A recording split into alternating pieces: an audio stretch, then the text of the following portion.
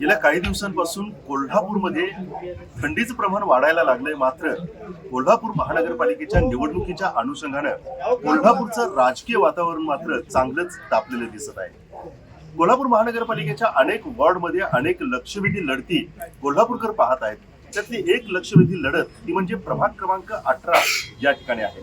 या ठिकाणी महाविकास आघाडी विरोधात महायुती असा संघर्ष पाहायला मिळणार आहे. पण या ठिकाणी सध्या चर्चेत जो चेहरा आहे तो म्हणजे सर्जेराव साळुंखे, जे महाविकास आघाडीकडून काँग्रेसचे उमेदवार म्हणून या निवडणुकीच्या रिंगणामध्ये आहेत.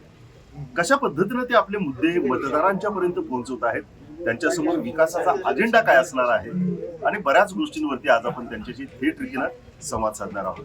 तर आपल्यासोबत आहेत महाविकास आघाडीचे प्रभाग क्रमांक 18 चे सर्वसाधारण प्रवर्गातले उमेदवार सर्जेराव साळुंखे. गेल्या अनेक दिवसांपासून तुम्ही प्रचारामध्ये आहात. काय वातावरण जाणवतंय, काय कल एकंदरीत मतदारांचा जाणवतो? उत्स्फूर्त जात आहे. लोक आता कंटाळले कंटाळले आणि लोकांना आता नगरसेवक पाहिजे. अच्छा, नगरसेवक पाहिजे म्हणजे नगरसेवक कोण पाहिजे? जो काम करणार आहे तो पाहिजे. माझ्या आई 2005 ते 2010 मध्ये नगरसेवक होत्या. तेव्हा माझ्या प्रभागात बऱ्यापैकी सगळी कामं करून केली आणि जी पेंडिंग कामं होती त्यावेळेला उद्घाटन केलेली ही कामं आज चालू आहे. अच्छा, ड्रेनेजचे काम, पाण्याची टाकीचं काम, थेट पाईपलाईनचं काम. थेट पाईपलाईनचं काम तर बऱ्यापैकी आता आमच्या इथं मोठा प्रॉब्लेम होता पाण्याचा, सगळ्यात मोठा. आता लोकांना पाण्याचा प्रॉब्लेम म्हणजे मोटर लावल्याचे पाणी, कनेक्शनचं पाणी मोटरनं ओढायला लागलं, एवढा प्रॉब्लेम होता. तर आज डायरेक्ट पाणी टाकीत पडायला लागले लोकांना. त्याचा आम्हाला चांगला प्रतिसाद मिळाला लोकांचा. आपल्या काँग्रेस पक्षाची एक टॅगलाईन होती, कोल्हापूर कसं तुम्ही म्हणशीला तसं. तर प्रभागामध्ये फिरत असताना प्रभागातल्या नागरिकांना कसा हवाय कोल्हापूर, त्यांना आणि वॉर्ड कसा हवाय? मुळात लोकांना पहिल्यांदा मूलभूत सुविधा म्हणजे गटर, पाणी, रस्ते, लाईट, स्ट्रीट लाईट. सगळ्यात मोठा आता लोकांचा सगळ्यात मोठा प्रश्न आहे तो कोंडाळा उठाव. शासनाच्या मध्ये प्रशासनाच्या ह्याच्यात कोंडाळी बंद केली, कोंडाळी कोल्हापूर करायची. तर त्याचा काय व्हायला लागले की गाड्या वेळेवर येत नाही. एखाद दिवस येते, एखाद दिवस नाही.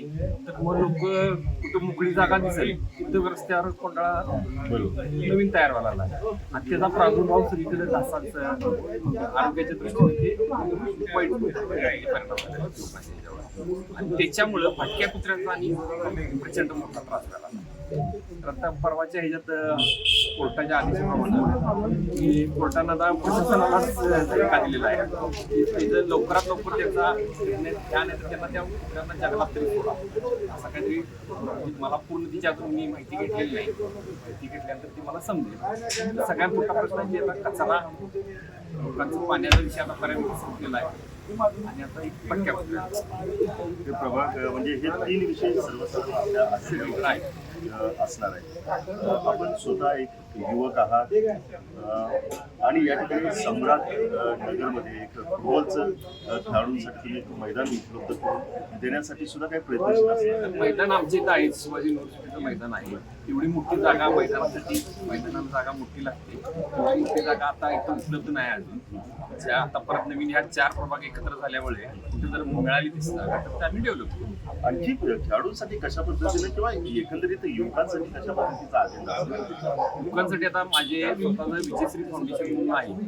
त्यात MPSC UPSC चे आपण क्लासेस माझी बहीण आणि माझी घेतात.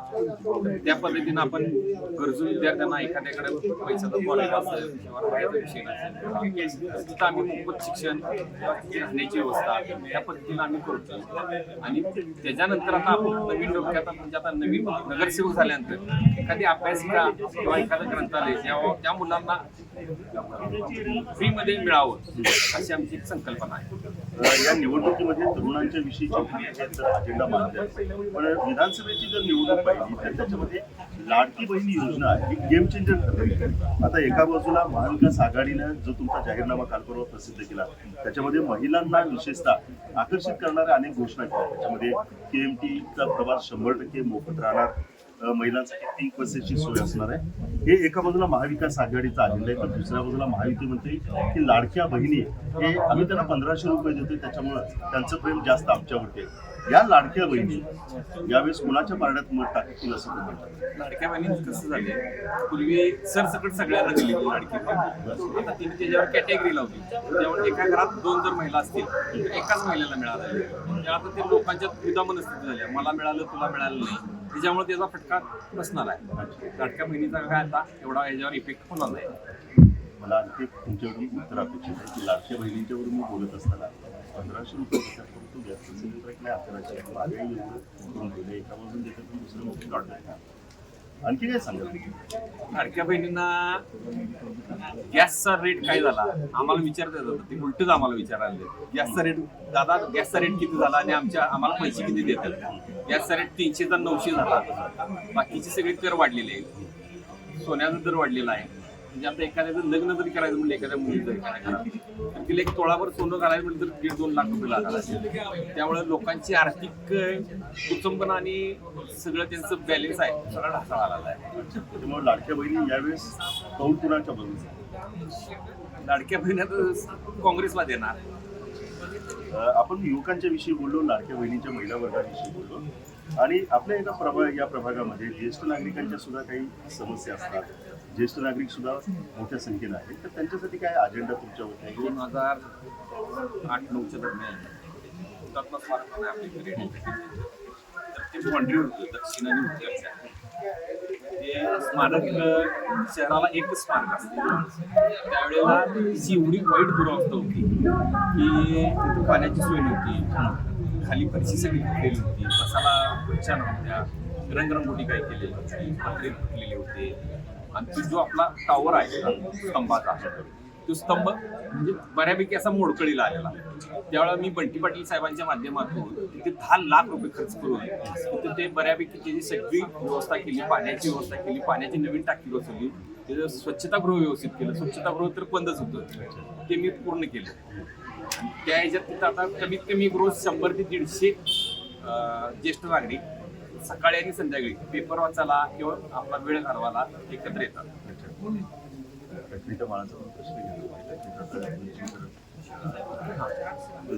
त्याचबरोबर रेडाई टक्कर पूर्वी लोकांना दिसतच नव्हतं, तर त्या टक्करीसाठी मी आणि बंटी पाटील साहेबांच्याकडे हे सांगितलं, साहेब ही टक्कर फार जुनी आहे आणि ह्या टक्करीमुळे ह्या भागाला पूर्वी ओळखत होती.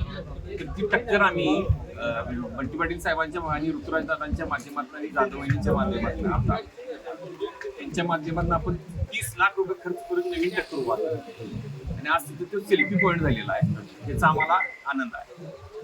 आपण वेगवेगळ्या मुद्द्यांवरती बोललोच, पण या प्रभागामध्ये एक नाही 2 वेगवेगळ्या प्रकारचे स्तर दिसतात. एका बाजूला उच्चभ्रू लोक आहेत, दुसऱ्या बाजूला झोपडपट्टीसारख्या मध्ये राहणारे सुद्धा लोक आहेत. त्यांचा प्रॉपर्टी कार्डचा एक विषय काय सांगाल? आता मध्ये शाहूनगर हे माहीत असेल तुम्हाला, शाहूनगर ही शाहू महाराजांनी ज्या देणगी दिलेल्या सोसायटी होती, तर तिथं प्रॉपर्टी कार्ड होत नव्हतं. तर बंटी पाटील यांच्या माध्यमातून साहेबांनी स्वतः त्याचे मोजणीचे पैसे भरून तिथं प्रॉपर्टी कार्ड करून द्यायला चालू केलं. 70 एक प्रॉपर्टी कार्ड मध्ये आपण 1-2 वर्षापाठीमध्ये लोकांना वाटली आणि त्यांच्या नावावर ते प्रॉपर्टी कार्ड होऊन मालकी हक्काने त्यांना मिळाली. त्याच पद्धतीनं पुढच्या टप्प्यात येत्या झोपडपट्टी भागात आणि स्लम एरियात तेव्हा त्या लोकांच्या नावावर घरं नाही आहेत, त्या लोकांची आपण प्रॉपर्टी कार्ड करून देण्याचा मानस आहे. खरं म्हणजे विकासाच्या गप्पा गोष्टी सगळेजणच करतात, परंतु आता राजकीय विरोधक जे आहेत त्यांनी हा एक मुद्दा मांडायला सुरुवात केली की केंद्रामध्ये महायुती आहे, राज्यात महायुती आहे, महानगरपालिकेला सुद्धा महायुतीला मतदान करा, म्हणजे निधीची कुठं अडचण येणार नाही. कसं बघतंय त्यांच्या या सगळ्या महापालिकेचा विषय काय राज्य शासनाने पैसे द्यायलाच लागतात. ते काय कुठलं सरकार कोणाचं असलं, विरोधी असलं काय आपलं असलं, त्याचा काही विषय नसतो. सरकार हे पैसे महापालिकेला पैसे याप्रमाणे द्यायला लागतात. या कॅटेगरी ब वर्ग ब वर्ग ड वर्ग ह्या पद्धतीने त्यांना ते पैसे खाली सुविधांसाठी द्यायलाच लागतात. त्यामुळे त्याचा काय विषय येणार नाही. एक शेवटचा प्रश्न, ज्या प्रभागामध्ये आपण सध्या निवडणुकीच्या रिंगणामध्ये आहोत, मी सुरुवातीला सांगितले की महायुती आणि महाविकास आघाडीच्या मध्ये हा संघर्ष आपल्याला राजकीय दृष्टिकोनातून पाहायला मिळाला. तुम्हाला ही निवडणूक टफ वाटते का? टफ वाटायला आता असं काय वाटत नाही, कारण जिथे जाईल तिथे एवढा उत्स्फूर्त साथ आहे. जाईल तिथं छोट्या छोट्या मिटिंगला सुद्धा आम्ही 50 लोकांचं अरेंजमेंट केलेली असती, तर तिथे 150-200 लोक येत आहेत. त्यामुळे काय असं वाटत नाही काय काय म्हणजे सर्वसाधारण तुम्ही लोकांचा कल आता काँग्रेसकडे आहे, काँग्रेस पक्षाकडे आहे आणि बंटी पाटलांच्यावर लोकांचा विश्वास आहे, ऋतुराज पाटलांच्यावर लोकांचा विश्वास आहे. तेवढे लोक आम्हाला मतदान करतील. 16 तारखेचा ज्यावेळेस निकाल येईल त्यावेळेस स्कोर काय असणार? कारण तुमचं सम्राटनगर फुटबॉल आहे, त्याच्यामुळे फुटबॉलची मॅच बघायला गेल्यानंतर आम्ही नेहमीच स्कोर विचारतोय. यावेळेचा स्कोर काय असेल? स्कोर आता 17 तारखेला सांगू, 16 तारखेला आपण सांगू. लोकांच्या कल बघूनच आपण तुम्हाला समजेल. स्कोर असाच असणार की 4-0 असा स्कोर असेल आणि आमचे चारीचे 4 उमेदवार निवडून येतील.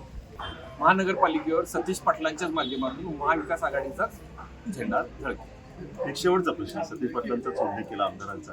सतीश पाटील यांनी आपल्याला काही राजकीय टिप्स दिल्यात का, कशा पद्धतीने निवडणुकीला सामोरं जायचं? साहेबच वर्ण रणनीती लावायला, त्यामुळे काय आम्हाला काय त्याचा प्रॉब्लेम येत नाही. साहेब सांगतील त्या पद्धतीनेच आम्ही त्या ट्रॅकनं आम्ही निघालेलो आहे. तर एकंदरीतच 16 तारखेला निकाल काय असणार या प्रभागाचा, तर त्यांनी सांगितलं 4-0 असा या ठिकाणी निकाल असणार आहे. आणि जी महानगरपालिका आहे त्याचा जो विजयाचा कप आहे तो महाविकास आघाडीच उचलणार, कारण 16 तारखेला महाविकास आघाडीचा झेंडा महानगरपालिकेवरती फडकताना तुम्हाला दिसेल. हा आत्मविश्वास त्यांनी बोलून दाखवला. प्रभागामध्ये केलेली विविध प्रकारची विकास कामं आणि या प्रभागामध्ये असणाऱ्या विविध स्तरासाठी असणारा ब्ल्यूप्रिंट त्याने आपल्यासमोर ठेवलेला आहे. परंतु हे सगळं उद्याच्या 15 तारखेच्या मतपेटीमध्ये बंद होणार आहे. ज्यावेळेस 16 तारखेला मतपेट्या उघडल्या जातील त्यावेळेस आपल्याला लक्षात येणार आहे की नेमका स्कोर कुणी कुणाच्या विरोधात केलाय. पण त्यासाठी आपल्याला पाहत राहावं लागणार आहे लाईव्ह.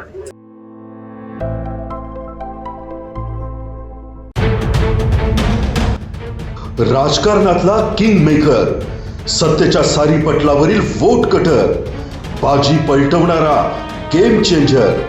पण अखेर या महापालिकेत कोण ठरणार धुरंधर?